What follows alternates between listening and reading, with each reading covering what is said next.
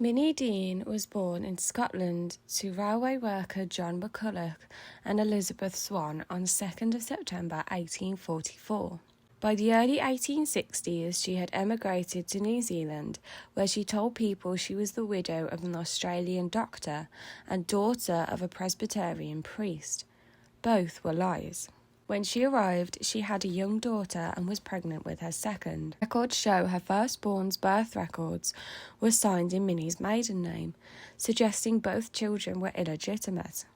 This would explain Minnie's lies about her past. When she first arrived, she settled with her aunt, known as Granny Kelly, in Tasmania, before moving to New Zealand and marrying an innkeeper named Charles Dean in 1872. They originally lived in Ettle Creek during the gold rush, but once that died down, they started to struggle. Dean was a governess, and Charles opened up a pub, which was successful due to the miners. Her daughters married and left, and the couple adopted two girls, Margaret and Esther.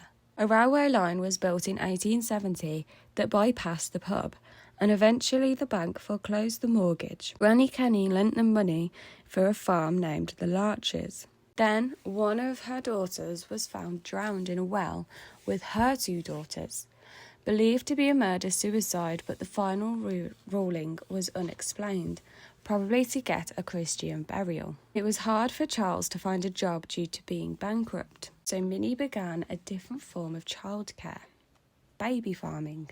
Baby farming was when a family sent their usually illegitimate infant into the custody of another person in return for regular payments. She had many customers, and some think she cared for up to 9 children at any one time. At the time, infant mortality was not uncommon.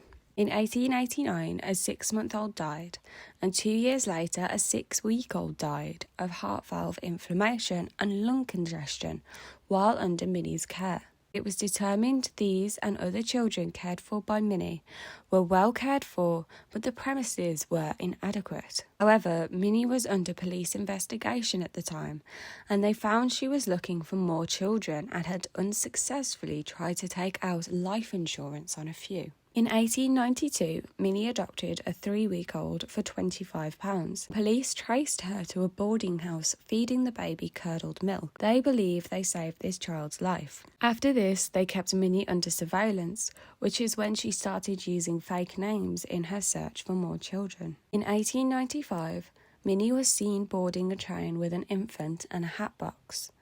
Upon her return, she had only the hat box, and it appeared quite heavy. Police spoke to a Mrs. Hornsby, who had handed her granddaughter, along with money, over to Minnie. They found the child's belongings were at Minnie's house, but the child was not. Dean was arrested while police searched the railway line with no success. They then dug up her garden, which is where they found the bodies of 3 children. One died of suffocation, the second of an overdose of sedatives, and the third was undetermined. Minnie was then charged with their murder. Her lawyer argued that the deaths were accidental, but Minnie covered them up to avoid bad publicity. She was still found guilty and sentenced to death on June 21st, 1895. After this, Minnie wrote an account where she cared for 28 children.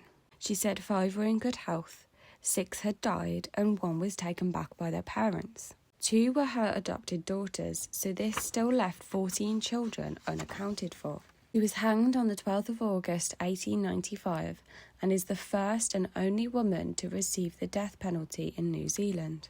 Capital punishment was finally abolished in 1989, so it is likely she will remain the first and only. Her crimes led to the Infant Life Protection Act of 1893 and the Infant Protection Act of 1896. In New Zealand, legends say that even today, no flowers grow on Minnie Dean's grave. What do you think about this story? Should Minnie have been able to care for further children after the initial police investigation? Let me know down in the comments, and don't forget to subscribe.